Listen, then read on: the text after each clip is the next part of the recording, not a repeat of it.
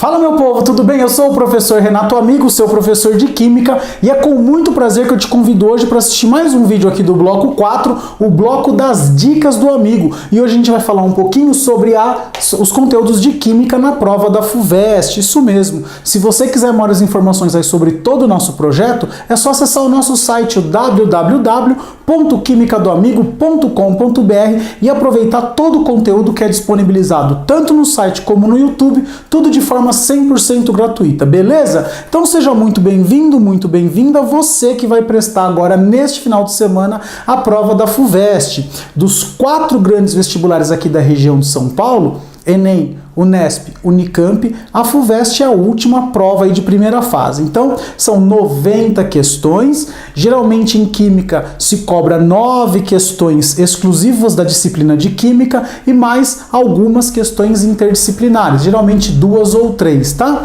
As disciplinas que mais conversam com a disciplina de Química na prova de primeira fase é Matemática, Física e Biologia, tudo bem? Também podem vir questões aí combinadas com Geografia, tá certo? Mas o grosso mesmo, Matemática, Física e Biologia, beleza? Como essa prova ela é um pouco diferente da prova da Unicamp, que versava mais sobre conteúdos do cotidiano, a gente voltou a dividir aqui por blocos, bloco 1, bloco 2 e bloco 3. Eu analisei as provas desde o ano de 2013, tá certo? E analisando essas provas, eu elenquei alguns conteúdos mais importantes. Do bloco 1, o conteúdo mais importante, cálculo estequiométrico, teve presente praticamente em todos os anos, acho que só em 2014 que não teve a questão de cálculo estequiométrico, mas em todos os anos sempre cai lá uma questãozinha de cálculo estequiométrico. Nos últimos 2 anos caíram nos últimos 3 anos, perdão, caíram 2 questões de cálculo estequiométrico por prova. Então, bacana se dar uma estudada nisso aí, tá certo? No bloco 2, que é o bloco das aulas de Físico-Química, eu destaquei equilíbrio. E quando a gente falar em equilíbrio aqui, a gente vai pensar tanto no pH, tá certo? Que é um conteúdo bastante cobrado, como também na hidrólise, tá certo? Hidrólise e também o deslocamento de equilíbrio, tá? Então, são os assuntos aí mais cobrados, pH, deslocamento e hidrólise. Todas essas aulas já estão disponibilizadas aí no nosso canal. Então é bacana você dar uma olhada, tentar relembrar todos os conceitos relacionados ao pH, ao deslocamento de equilíbrio e à hidrólise de sais. Outra coisa interessante é você olhar também como calcula um Kc, como calcula um Kp, quais são as variáveis que influenciam aí no resultado do cálculo de constantes de equilíbrio. Apesar de que não é comum se cobrar o cálculo, porém a gente sabe que é uma coisa possível de ser cobrada. Mas pH, deslocamento e hidrólise são os principais assuntos aí dentro do equilíbrio que podem aparecer na prova. Para o bloco 3, que é o bloco das aulas de Química Orgânica, vem o conteúdo que esteve presente em todas as provas desde 2013. Desde 2013, todas as provas caem pelo menos uma reação orgânica. Tem prova que acaba caindo 2 questões de reação orgânica. Presta bastante atenção, você que ainda acabou de fazer o Enem, no Enem teve uma questão em que o avaliador te dá um modelo de reação e pede para que você siga o mesmo modelo, porém com outro reagente. Na FUVEST, acontece isso em todas as provas, é meio que de lei na FUVEST, o cara te dá um modelo e depois te dá um produto um reagente de partida diferente daquele do modelo, só que você vai fazer exatamente a mesma coisa. Então é interessante que nessa hora você identifique as características naquela reação modelo, aquela reação padrão, tipo, qual função foi formada, se quebrou a molécula em 2 partes, se não quebrou, se apenas rompeu uma insaturação, se teve apenas uma substituição. Quando você consegue analisar desta forma, fica muito fácil de resolver o exercício. Apesar dele ter uma roupagem toda complexa, você consegue resolver ele com muita tranquilidade, beleza? Então, olha lá, esses são os top 3.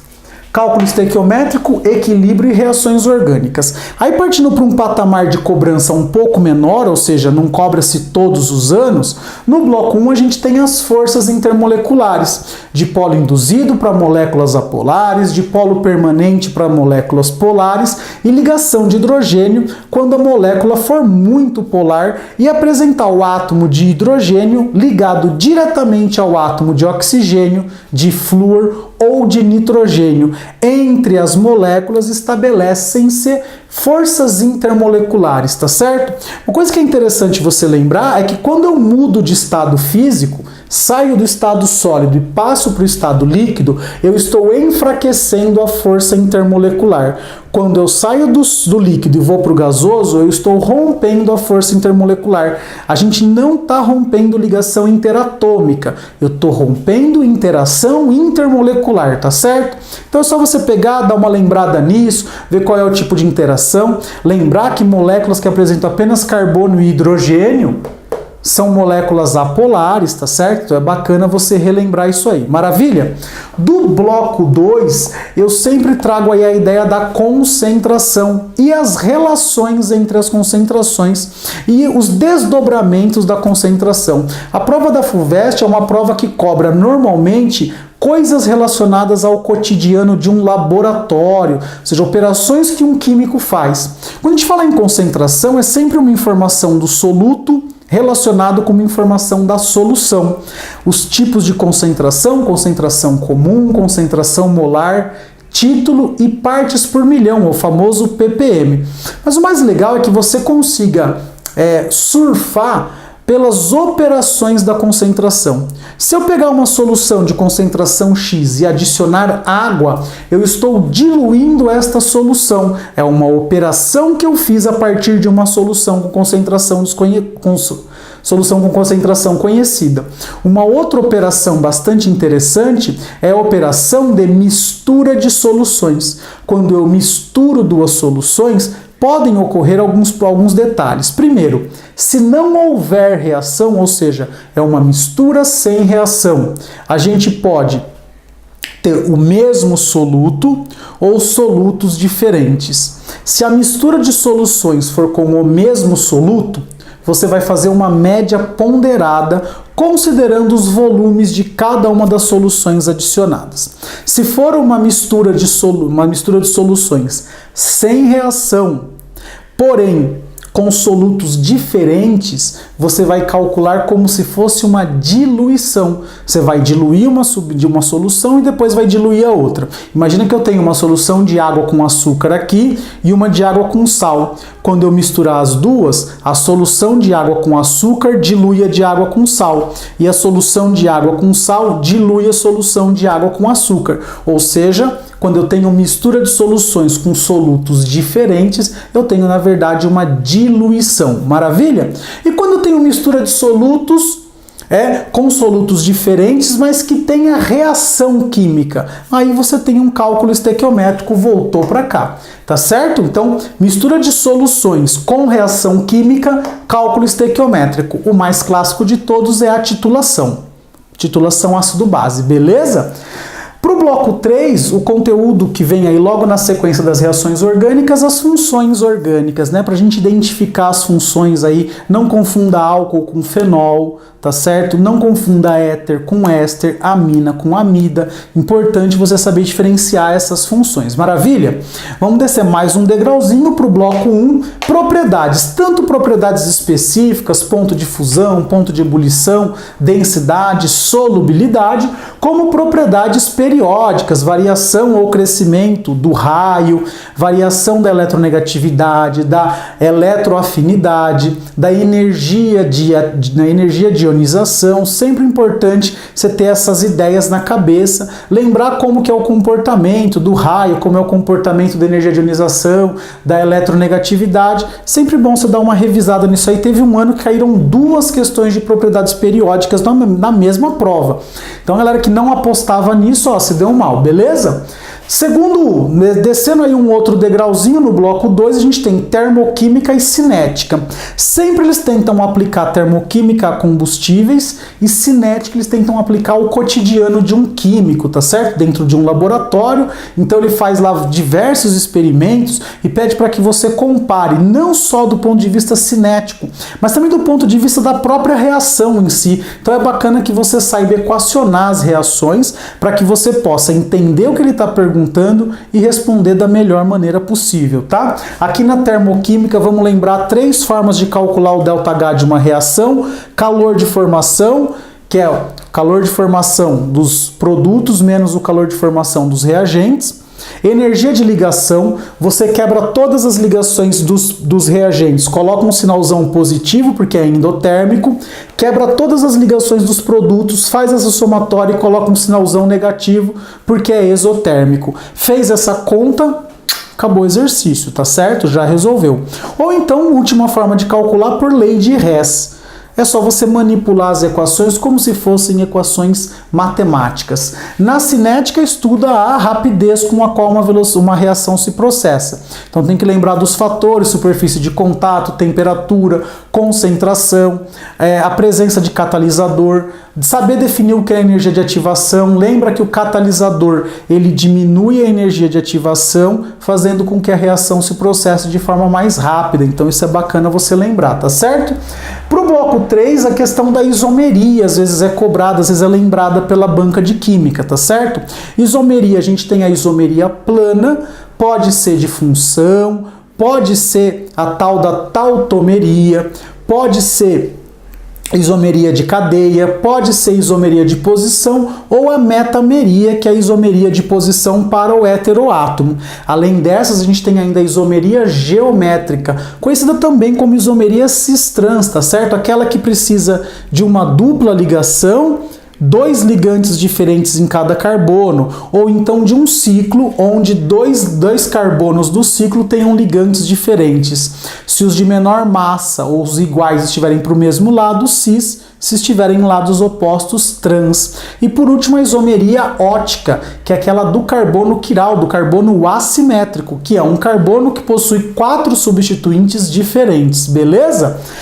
Descendo mais um degrauzinho aqui no bloco 1 para a gente finalizar, separação de misturas. Nunca vão te cobrar uma questão direta e simples de separação de misturas, eles sempre vão enfiar a separação de misturas dentro de um contexto um pouco mais complexo, mas você conhecendo bem os métodos de separação de misturas, você consegue resolver a questão com tranquilidade. Para o bloco 2, propriedades coligativas, lembra? Quanto maior o número de partículas, menor a volatilidade, maior é a osmose, menor é o congelamento, maior é o ponto de ebulição. É aquela dica que eu dei para você. Mais partículas, menor volatilidade, maior osmose, menor congelamento, maior ebulição. Nunca se esqueçam disso.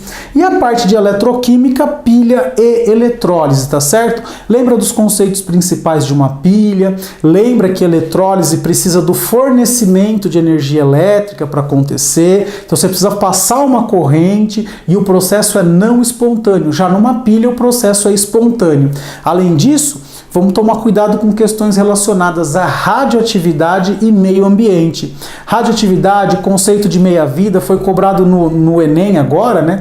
Pode ser que o pessoal da FUVEST dê uma lembrada. Faz um tempinho já que não cai radioatividade. Seria interessante também dar uma olhadinha, apesar de não estar escrito aqui na lousa, é bacana você dar uma olhadinha, tá certo?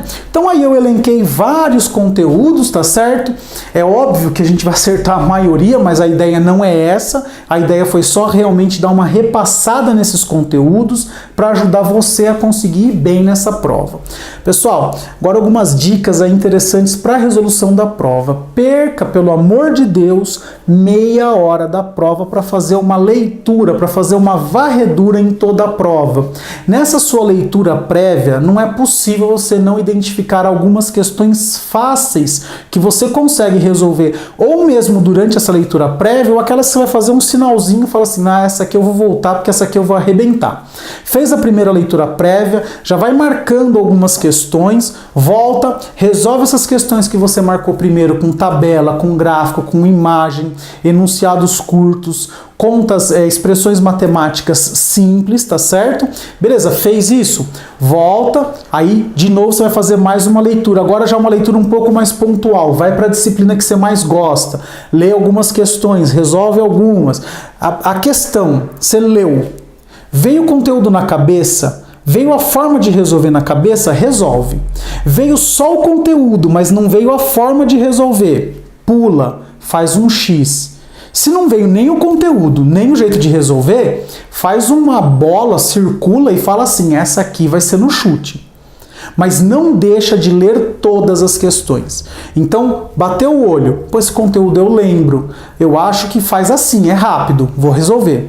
Esse conteúdo eu lembro, mas envolve muita conta, eu não vou fazer ele agora não, vou dar uma segurada. Puta que pariu, isso aqui eu não vi mesmo, isso aqui eu não sei do que se trata. Então você vai deixar para o final. No final você volta, depois dessa segunda varredura, tenta resolver aí alguns cálculos menos complexos e depois você tenta voltar novamente arrematando a prova. Fez tudo que você tem certeza? Assinala no gabarito. Dá uma analisada no seu gabarito, vê aquilo que você mais respondeu e naquelas que você for ter que chutar, você não chuta naquela alternativa que você já respondeu um monte de questões para a alternativa A, por exemplo. Você colocou 20 As. Porra, não vai, a chance de ter mais A lá é quase zero. Então você não vai chutar na letra A, vai chutar na letra B. Tá certo? Mas nunca chute nenhuma questão sem ao menos ler.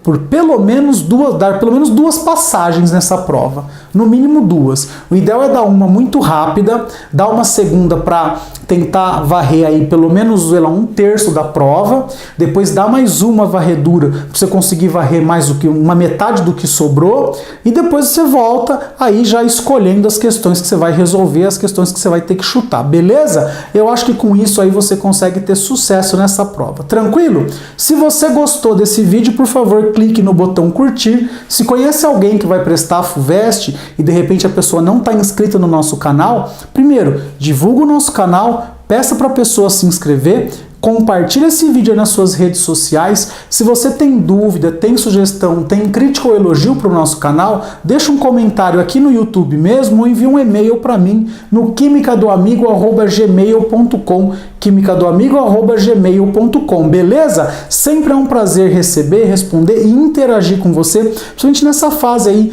tão difícil, tão conturbada da sua vida, que é a fase das provas finais dos vestibulares, beleza? Eu prometo voltar no domingo com a resolução da prova, pelo menos com os comentários da prova, como tenho feito aí nessas últimas semanas, beleza? Chegou até aqui, a única coisa que eu tenho a dizer é beijo, tchau!